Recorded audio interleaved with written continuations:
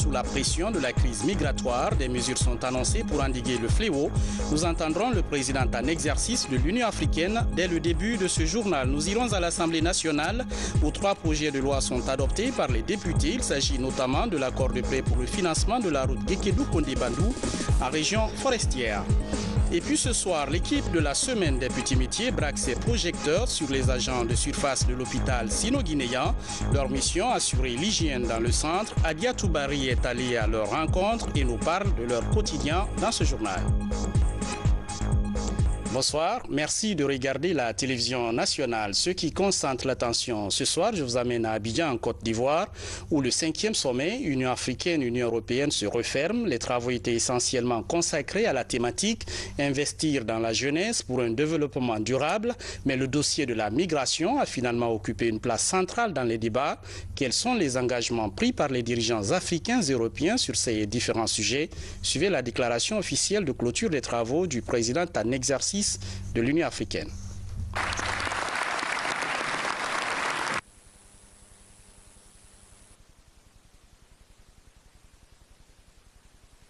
Merci, cher frère Alassane Ouattara.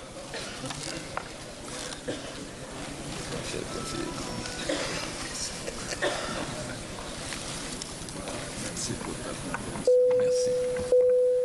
Pardon. Excellence, Monsieur le Président de la République de Côte d'Ivoire, Excellence, Monsieur le Président du Conseil européen, co-président du 5e sommet Union africaine-Union européenne, Excellence, Monsieur le chef d'État du gouvernement, Excellence, Monsieur le Président de la Commission de l'Union africaine, Excellence, Monsieur le Président de la Commission européenne, Excellence, Monsieur le Président du Parlement panafricain, Excellence, Monsieur le Président du Parlement européen, Excellences, Mesdames, Messieurs les ministres, Mesdames, Messieurs les représentants des organisations internationales, Mesdames, Messieurs les représentants des organisations régionales et sous-régionales, Mesdames, Messieurs les représentants du corps diplomatique et consulaire, Mesdames, Messieurs les chefs de délégation, distingués hôtes, Mesdames, Messieurs. Nous voici arrivés à la fin des travaux de la du 5e sommet Union africaine-Union européenne, tenu cette année en République Côte d'Ivoire, donc pour la première fois en Afrique au sud du Sahara. Félicitations Alassane. Tenu cette année en République Côte d'Ivoire sur le thème Investir dans la jeunesse pour une croissance inclusive, accélérée et un développement durable. Nos remerciements s'adressent d'abord en premier lieu à mon frère et ami le président Alassane Ouattara, au gouvernement et au peuple de Côte d'Ivoire dans son ensemble pour la qualité de l'accueil qui nous a été réservé tout au long de ces travaux de ce sommet, ainsi que pour sa bonne organisation. Donc on montre que l'Afrique est bien organisée que l'Europe. La Côte d'Ivoire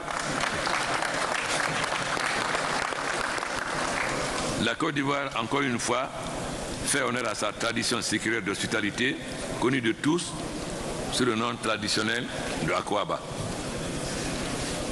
Permettez-moi également de saluer la détermination de tous les participants qui ont œuvré à faire face de cette rencontre une réussite. Et je remercie tous les chefs d'État européens et africains qui se sont déplacés pour assister à ce sommet. Nous devons reconnaître que le débat a été franc mais responsable. Et si c'est un signe de maturité, parce que nous n'avons pas hésité à nous dire les vérités, à rétablir la responsabilité des Européens et des Africains. Excellences, Mesdames, Messieurs, l'Afrique et l'Europe, à travers les institutions continentales, ont une longue tradition de coopération qui s'est renforcée au cours de ces dernières décennies. Au moment où l'Afrique en train de s'affirmer comme un continent de croissance et d'opportunités, nous regardons notre jeunesse comme le protagoniste principal de ce changement. Mobiliser la jeunesse requiert un engagement stratégique soutenu de la part de l'Union africaine et de l'Union européenne. Cet engagement doit être basé sur des relations qui reconnaissent que nos responsabilités et leadership communs sont nécessaires pour faire face aux défis qui sont devant nous. Nous avons écouté les jeunes, car on ne peut pas faire le bonheur de quelqu'un à son insu. C'est à partir des préoccupations de la jeunesse que nous devons nous organiser afin de donner satisfaction. Nous avons donc pris note des cris de cœur des représentants de la jeunesse africaine et européenne et avons la responsabilité de les garantir un avenir meilleur.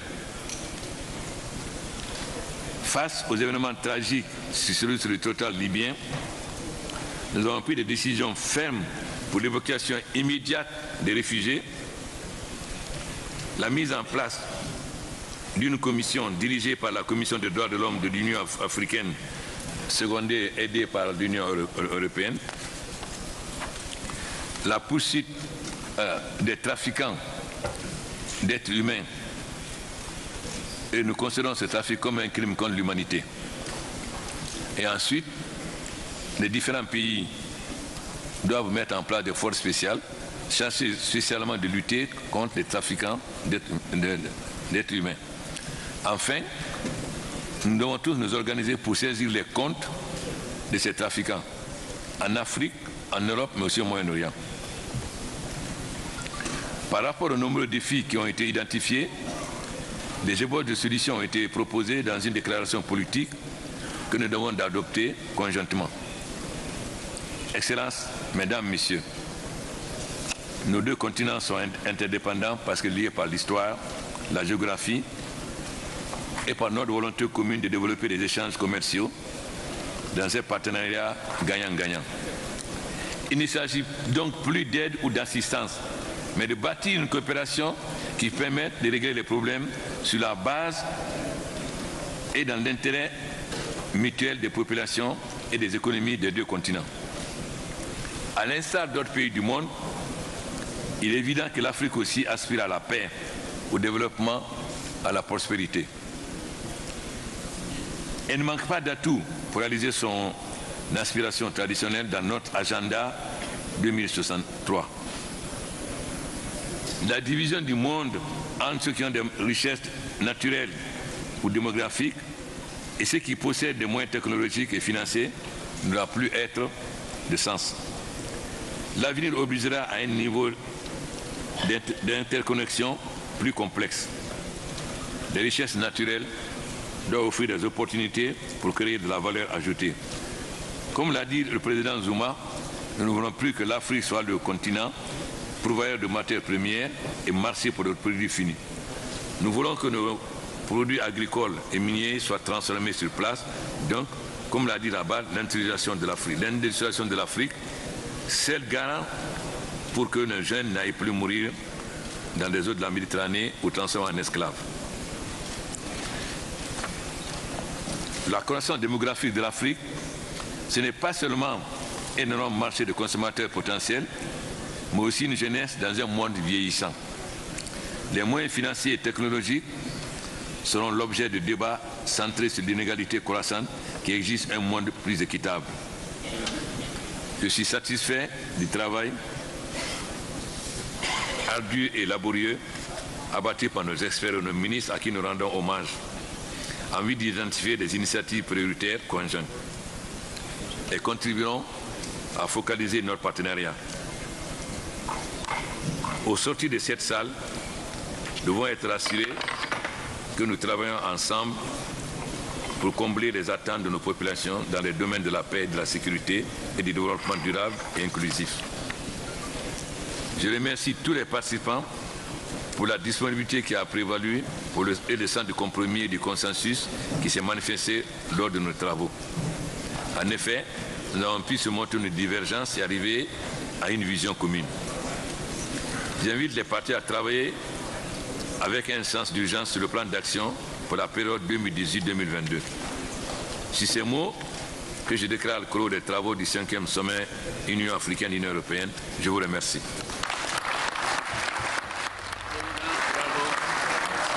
Merci beaucoup. Restons à Abidjan. Juste après la clôture officielle du sommet, les chefs d'État présents à ce 5e forum Union africaine-Union européenne se sont retrouvés devant la presse pour faire le point des débats de la rencontre. Sanassi Keita a recueilli pour nous les propos du président en exercice de l'Union africaine. Merci. Merci beaucoup. C'est vraiment une très grande fierté pour nous que ce sommet, pour la première fois, ait lieu en Afrique au sud du Sahara. C'était un défi et nous sommes vraiment très fiers que le président Alassane Ouattara, le gouvernement ivoirien, le peuple ivoirien ait été à la hauteur. Monsieur le vice-président, merci, c'est vraiment une fierté pour l'Afrique. Quand nous disons que l'Afrique est prête à prendre son destin en main et à résoudre ses problèmes, peut-être certains ne nous prennent pas au sérieux. Mais après avoir vu ce qui s'est passé à Abidjan, je crois qu'il n'y a plus de doute. Merci encore. Les débats ont été francs. On s'est parlé franchement. Parce qu'il ne suffit pas d'accuser. Bien sûr, nos frères européens ont des responsabilités, mais nous aussi nous avons des responsabilités. D'abord, en ce qui concerne les réfugiés, ce ne sont pas les Européens qui viennent organiser des trafics, c'est nos propres concitoyens. Donc il faut que nous prenions nos responsabilités, reconnaître que nous avons une responsabilité et qu'on s'engage à lutter concrètement contre ces trafiquants. C'est pourquoi nous avons décidé de mettre en place dans les différents pays des forces spécialisées pour la lutte contre les trafiquants. Et ensuite de saisir tous les comptes. Le président Idriss Déby a saisi déjà 18 milliards. Je pense que le président Issouf encore plus. Mais le président Macron nous a informé qu'il y a aussi des comptes au Moyen-Orient, à Dubaï et autres, et le secrétaire général des Nations Unies qui a aussi des comptes en Europe. Donc, chaque pays a la responsabilité de lutter pour fermer ce compte. Ensuite, on avait quelques points de divergence, notamment sur l'immigration. Et évidemment que nous ne pouvons pas accepter que les Européens nous disent « prenez vos enfants, sinon on va vous enlever les visas ». Parce qu'il y a une responsabilité partagée. Donc, nous nous sommes parlé franchement et nous nous sommes mis d'accord sur des solutions acceptables pour les deux continents. Ensuite, évidemment, détérioration du climat. L'Afrique est le pays et le continent le plus pollué alors que c'est le moins pollueur. Or, cela entraîne la raréfaction des richesses, donc la pauvreté, donc l'immigration et le terrorisme. C'est pourquoi nos partenaires sont d'accord avec nous que l'Afrique ne doit plus être un pays pourvoyeur de matières premières et marcher pour des produits finis. L'Afrique, comme a dit le président de la BAD, doit maîtriser l'énergie, avoir les infrastructures routières et ferroviaires, maîtriser les nouvelles technologies de la santé afin de pouvoir transformer ces matières premières sur place et de donner du travail à ces jeunes. Mais en attendant qu'on résolve ce problème qu'est le développement, il faut qu'on trouve des solutions immédiates pour trouver du travail pour nos jeunes et les encourager à ne plus émigrer. Je pense que donc l'Union européenne, sous la direction du président de la Commission Juncker, a aussi pris des décisions extrêmement importantes financièrement, parce que très souvent on accuse nos partenaires de nous faire des promesses, des grandes promesses, mais concrètement, à la réalisation, on ne voit rien au bout. Et je pense que les choses ont beaucoup changé sous le président Juncker, nous devons le remercier. Mais nous aussi, nous devons être à la hauteur parfois. Nous sommes très en retard dans la présentation des dossiers bancables et notre capacité d'absorption est parfois faible. Donc il doit y avoir des efforts de deux côtés. Chacun a ses faiblesses, chacun de nous doit agir pour se montrer ses faiblesses afin que nos peuples puissent bénéficier de ces différents fonds. Voilà donc ce qui a été essentiel. Le grand problème de l'Afrique, c'est l'énergie. Vous savez que 60% au moins, sinon 70% des Africains n'ont pas accès à l'énergie. Lorsque nous étions à Johannesburg avant le COP21, nous avons fait une pétition signée par tous les chefs d'État que nous avons adressée au président Hollande, président de France, organisateur du COP21. Nous avons soumis 4 préoccupations. Nous avons dit que si ces préoccupations ne sont pas prises en charge, aucun de nos États ne votera au COP21. Nous avons transmis ces résolutions à nos ministres des Affaires étrangères. Et les 4 points ont été adoptés, notamment l'énergie. les grandes puissances se sont engagées à financer pour 10 gigawatts en Afrique entre 2016 et 2020. Et l'Union européenne s'est engagée pour 5 gigawatts. Nous avons créé l'initiative africaine pour l'énergie renouvelable. C'est une initiative africaine. Nous l'avons créée à Kigali. Et nous avons mis en place un conseil d'administration que je préside. Nous avons déjà adopté à Conakry 14 projets et à New York 14 projets. C'est une initiative africaine. C'est nous qui décidons quels sont les projets que nous voulons faire, que ce soit énergie hydraulique, énergie solaire et éolienne. Voilà, ça c'est très très concret. Deuxièmement, il est évident que le développement de l'immigration qui entraîne la montée de l'extrême droite, vous voyez que depuis la deuxième fin de la guerre mondiale, c'est la première fois que l'extrême droite rentre au Parlement. Il est évident que cela aussi a contribué à la prise de conscience renforcée de l'Europe. Mais je crois que je dis, comme vous l'a dit le président Juncker, réellement nous ne sommes plus dans la coopération aide-assistante. Nous sommes dans la coopération d'une coopération gagnant-gagnant. Parce que comme nous avons mis l'accent sur l'importance des entreprises privées. Il ne s'agit pas de don, il s'agit d'investir en Afrique. Et je pense que chacun de nous a intérêt. Nous voulons que l'Afrique remplace la Chine comme usine du monde et que nous puissions fournir à l'Europe nos produits finis. Je pense que donc c'est très concret. C'est vrai que nous avons été habitués à beaucoup de promesses qui n'étaient pas tenues, mais il faut savoir aussi que cette page est tournée. Mais nous avons notre responsabilité aussi, nous chefs d'État africains. Parce que, comme disait Mme Merkel, bien sûr l'Europe est responsable du sous-développement, mais lorsque la femme d'un chef d'État africain va faire des courses aux Champs-Élysées, même s'il n'y a pas d'électricité, les enfants ont des protecteurs qui voient, et ça aussi, ça contribue à l'immigration. C'est-à-dire que nous aussi, chefs d'État, nous devons gérer nos maigres ressources au profit des couches les plus défavorisées, c'est-à-dire les jeunes et les femmes. Si on les gère pour une minorité, on contribue ici à l'immigration.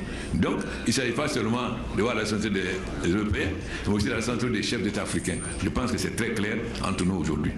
Du Proche-Orient et des pays d'Afrique du Nord, ils font partie des premiers bénéficiaires. Et puis en marge des travaux, une réunion des représentants africains et européens s'est tenue. La rencontre était essentiellement consacrée à la thématique du sommet, investir dans la jeunesse pour un développement durable. Compte rendu, Sanassi Keita.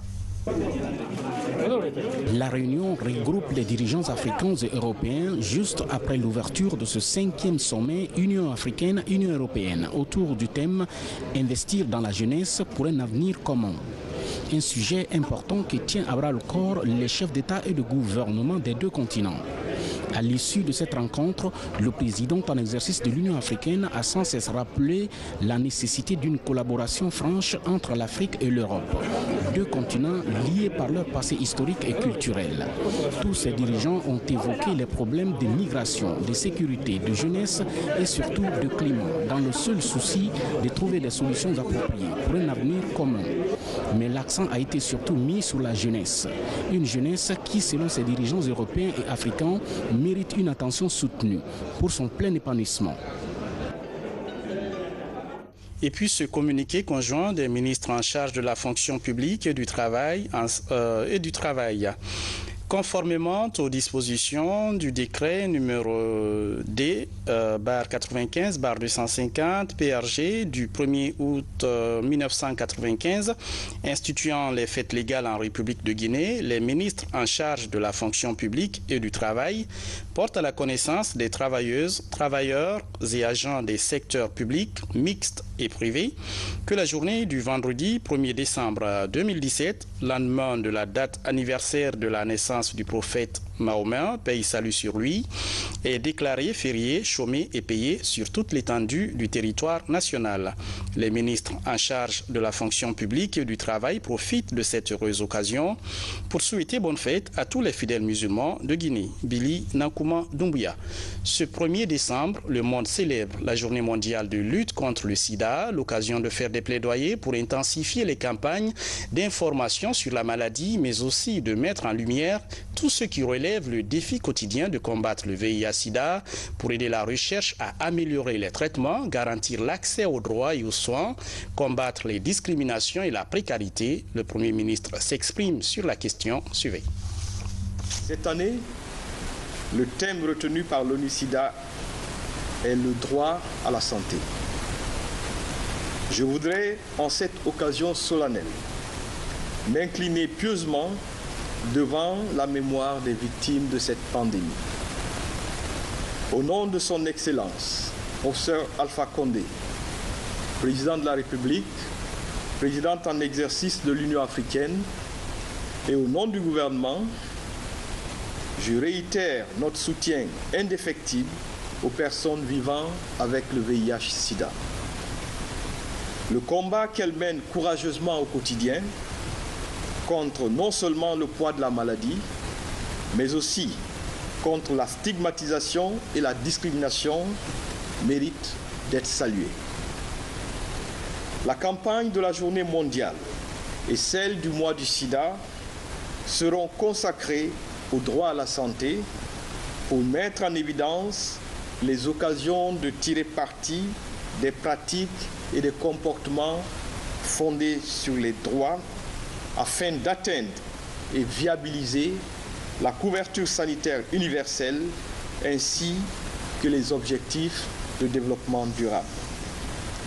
À cet effet, j'invite tous les partenaires et acteurs de la riposte au VIH-Sida en République de Guinée à intensifier les campagnes d'information sur la disponibilité des mécanismes d'accès aux soins, le suivi et l'accompagnement des personnes vivant avec le VIH-Sida. Par ma voix, le chef de l'État, professeur Alpha Condé, et le gouvernement renouvellent leur engagement à œuvrer pour le respect des droits humains des personnes vivant avec le VIH dans notre pays. Par ailleurs, je saisis cette opportunité pour réitérer la volonté et l'engagement du gouvernement guinéen à œuvrer de façon résolue avec l'ensemble des parties prenantes, y compris nos partenaires techniques et financiers, à l'amélioration de la gouvernance de notre réponse nationale pour faire face aux multiples défis du VIH-Sida. Je voudrais pour terminer exhorter l'ensemble des acteurs nationaux de la lutte contre le VIH-Sida à s'investir davantage et à se concentrer sur des objectifs spécifiques en vue d'améliorer l'effectivité des moyens mis en œuvre pour changer qualitativement le quotidien de tous ceux qui sont confrontés à cette pandémie. Je les invite à redoubler d'efforts et à resserrer la collaboration avec nos partenaires techniques et financiers auxquels nous demandons de poursuivre leurs efforts et leur accompagnement pour mettre fin à l'épidémie du sida en Guinée d'ici 2030. Actualité, fin du projet d'appui aux équipes d'alerte et de riposte aux épidémies, l'occasion de faire le point des activités menées de 2015 à 2017 par l'Expertise France et ses partenaires. La rencontre réunit tous les acteurs clés qui ont contribué à l'ancrage du dispositif ERARE. Diana Yansani nous en dit plus. La gestion des épidémies préoccupe les autorités sanitaires guinéennes. Après 3 ans d'intervention sur le terrain, le projet d'appui aux équipes polyvalentes d'alerte et de riposte aux épidémies passe à la restitution de ces activités en Guinée.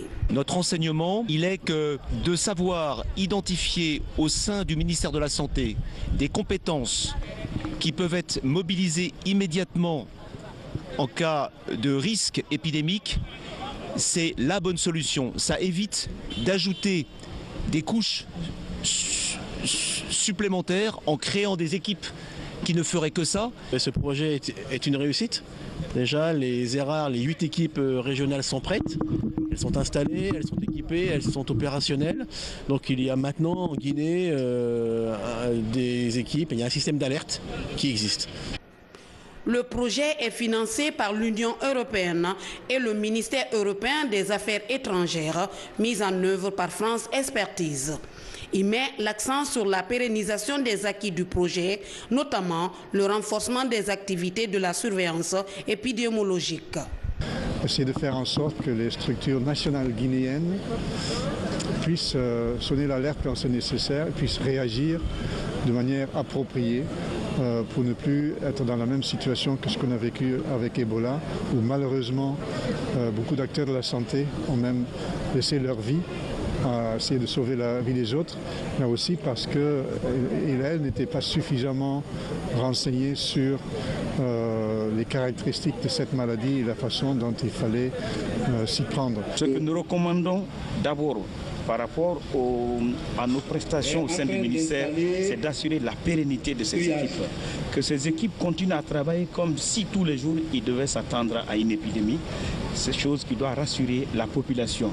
Et deuxièmement, au niveau du gouvernement, les partenaires, pour continuer à avoir confiance en nous, demandent un engagement financier pour assurer la pérennité du fonctionnement de ces équipes. Depuis la fin de l'épidémie de la maladie à virus Ebola, les autorités guinéennes et leurs partenaires sont déterminés à prévenir toute situation d'urgence et d'épidémie.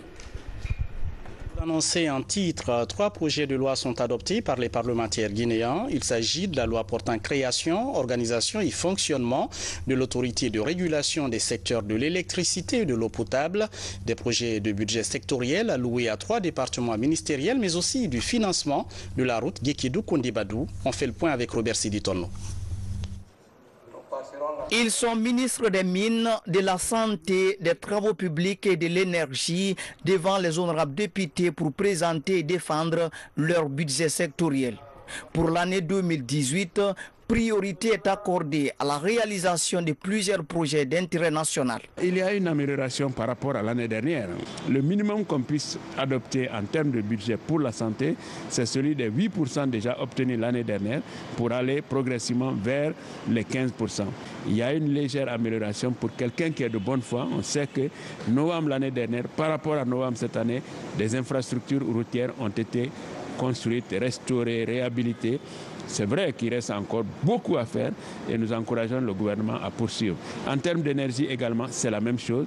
C'est vrai que nous n'avons pas encore satisfait toute la demande qui est énorme en eau et en électricité, mais rappelez-vous toujours d'où nous venons. 3 projets de loi saisis d'urgence par le gouvernement ont été aussi votés au cours des travaux. Parmi ces projets figure le texte de loi relatif à la création de l'autorité de régulation des secteurs de l'électricité et de l'eau potable en République de Guinée. Nous sommes en train de rentrer dans un système d'échange d'énergie de la CEDEAO. Nous allons signer des contrats d'achat ou de vente d'énergie avec tous ces pays-là. Si toutefois nous n'avons pas une autorité indépendante capable de nous aider à mieux réfléchir, à réguler, à prendre des décisions qui vont nous permettre de mieux vendre ou de mieux acheter, de fixer les tarifs en la matière.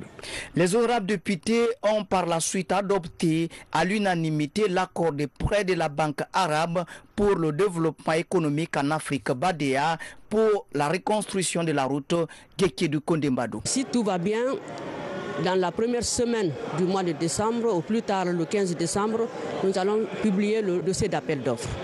Et quand le dossier d'appel d'offres est lancé, les entreprises ont 60 jours pour soumissionner. La plénière a été marquée par l'examen et l'adoption de la loi portant création, attribution, organisation et fonctionnement de l'Ordre national des sages-femmes et maïticiens de Guinée. Il était important pour nous également de mettre en place l'Ordre national des sages-femmes de République de Guinée pour pouvoir moraliser la profession, pour pouvoir assurer le respect donc, de tout ce qui est éthique et déontologie dans la pratique au quotidien donc, des sages-femmes en République de Guinée.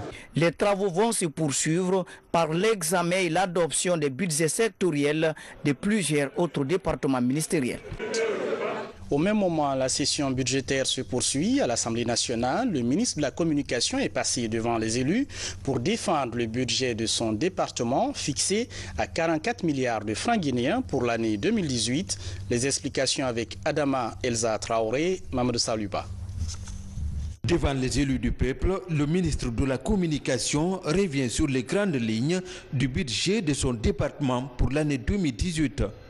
Un budget qui s'élève à plus de 44 milliards contre près de 32 milliards pour l'année dernière. Ce budget porte sur les traitements et salaires pour 27 912 353 000, le fonctionnement et les services pour 15 890 695 000, l'intervention, subvention et transfert pour 304 770 000 millions de francs guinéens. Notre budget vise à accélérer la construction d'un système national de communication articulé autour des valeurs essentielles qui caractérisent notre pays, la prise en compte des enjeux, en particulier du passage de l'analogique au numérique, la couverture intégrale du territoire par la radio et la télévision nationale, l'amélioration du contenu des programmes explique en partie les contraintes majeures. L'adoption de ce budget que nous soumettons facilitera à coup sûr la mise en œuvre de la lettre de mission adressée à notre ministère par le chef du gouvernement. Après sa communication, le ministre s'est prêté aux questions des honorables députés. Selon lui, l'adoption du budget 2018 permettra d'améliorer l'environnement médiatique guinéen. Le système national d'information que nous construisons devra être un facteur de développement socio-économique et de stabilité politique en soutenant les initiatives et en développant les infrastructures de communication. Le projet de budget que nous soumettons s'inscrit dans la poursuite des programmes initiés dans l'exercice écoulé. Le budget mis à la disposition de mon département a permis la mise en œuvre de projets conformément à sa lettre de mission. Le premier axe de ce programme porte sur le renforcement du cadre institutionnel du ministère de la Communication. Des réformes majeures ont été amorcées, des documents portant statut de l'Office de la radio-télévision guinéenne ont été élaborés, seront validés par le Conseil des ministres à la fin de cette année. L'évolution du statut de service rattaché de la RTG en office vise à doter la RTG d'un cadre institutionnel compatible avec la mission qui lui est conférée par l'État. Il donnera à ce média la possibilité d'améliorer ses performances en matière de gestion des ressources matérielles, financières et humaines. La RTG assumera sa mission de service public avec plus de responsabilités à la satisfaction des populations guinéennes, assurant une meilleure collecte des informations grâce à la mobilité des agents et plus de diversité de ces grilles par l'achat des programmes. Cette réforme est surtout imposée par la place qu'occupe ce média dans le système national d'information du pays. L'autre axe du budget du ministère de la Communication est l'amélioration de l'accès à l'information pour les communautés vivant dans le monde rural. Je vous amène à Mandiana où les journées de dimanche et lundi ont été chaudes. La ville a enregistré des violences en cause une mine aurifère dont l'exploitation pose problème. Les ministres guinéens et maliens de l'administration du territoire cherchent une solution pérenne à ce conflit, comme le montre ce reportage de notre envoyé spécial sur place, Alia Kamara. Tout est parti de la découverte d'une nouvelle mine d'or sur la ligne frontière entre la Guinée et le Mali. La bande, qui est ainsi le théâtre des violences, se trouve dans le district de Kantedou-Balandou, à Dialakoro, préfecture de Mandiana. Des affrontements ont éclaté entre gendarmes maliens et chasseurs guinéens, tous présents pour superviser les activités des mineurs. Les affrontements du dimanche se sont poursuivis lundi, faisant hélas des victimes. Nous avons enregistré 4 pertes en vies humaines de nos frères du Mali. Et parmi les 4, un gendarme.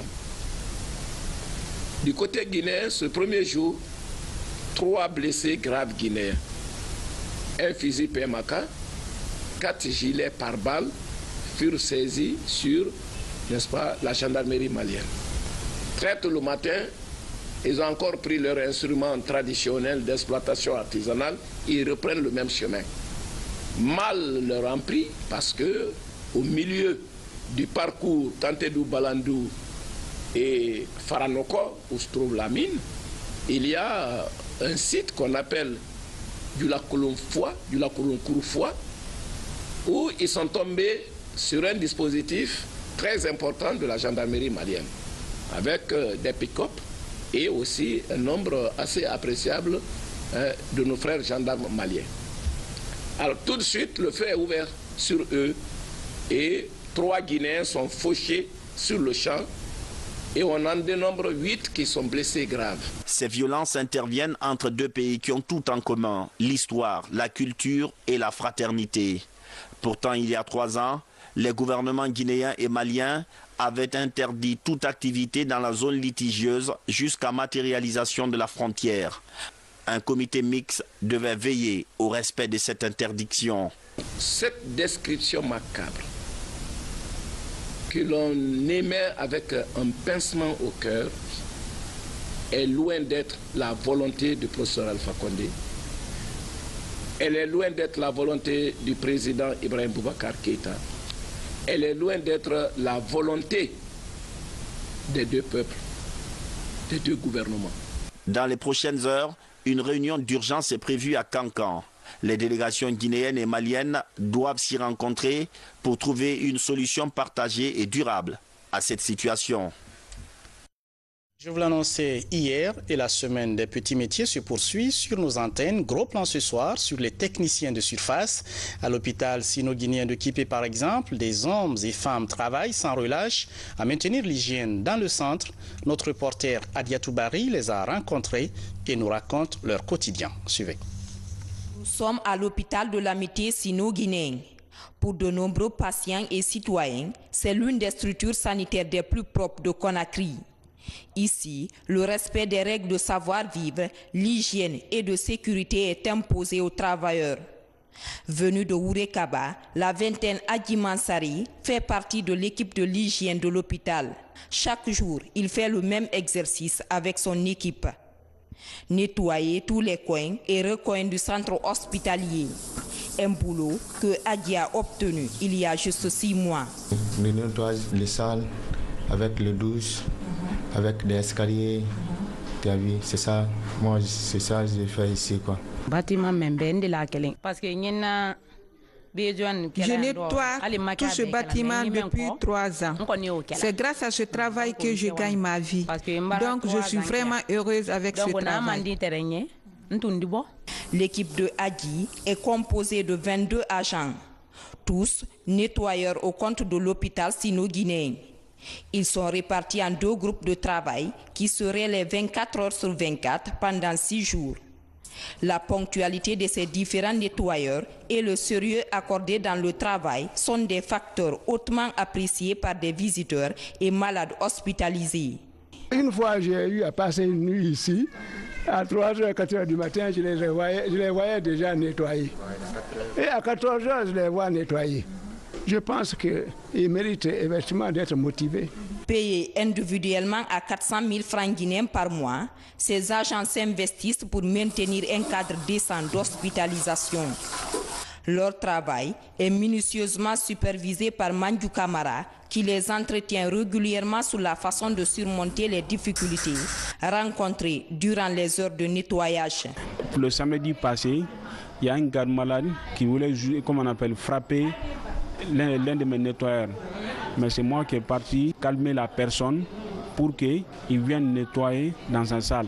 Parce que chaque fois, il vient et puis dit vraiment, je suis en train de manger. Je dis, ah mon frère, je dis ce qu'il fait comme ça, là. Je dis, ça c'est bon pour toi. Quand c'est propre, ça dit c'est bon. Mais si c'est sale, vraiment, tout le monde va dire, vraiment, non, si c'est sale. Nous achetons des gants, nous achetons des bottes.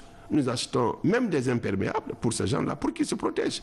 Si tu n'es pas protégé, ne travaille pas, parce que tu vas t'infecter. Ce métier auquel ces jeunes s'adonnent est d'une importance capitale dans le système de santé.